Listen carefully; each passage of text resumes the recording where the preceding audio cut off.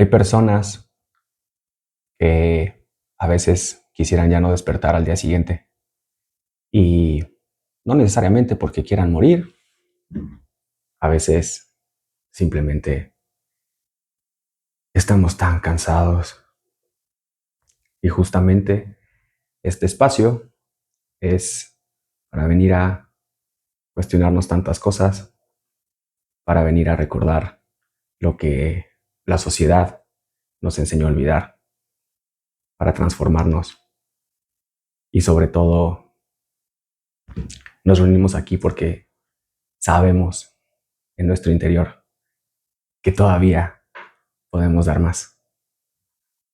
Yo soy Alex Winchester y te vengo a hablar no desde la teoría, sino de lo que en algún momento a mí me rompió.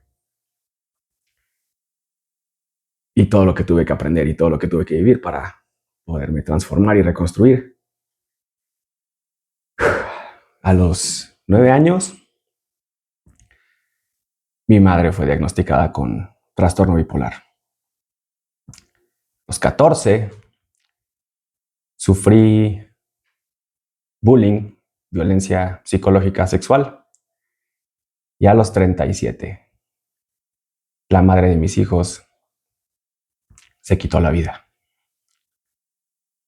¿Qué me ayudó? Bueno, decenas y decenas de libros, neurociencia, psicología, filosofía, metafísica y hasta la astrología.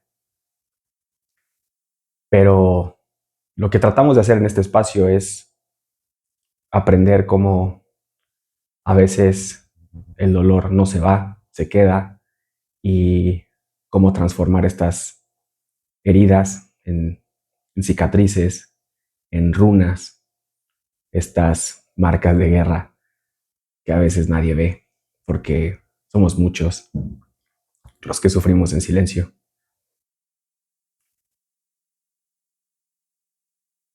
Este espacio es una fogata justamente para todos aquellos que están a punto de apagarse. Aquí venimos a cuestionarlo todo, a comprenderlo, a transformarnos y quizás nuestra misión es simplemente dejar el mundo un poquito mejor de como lo encontramos. Así que si algo de todo esto removió algo dentro de ti, pues bienvenido a la manada. Esto es Café con Lobos.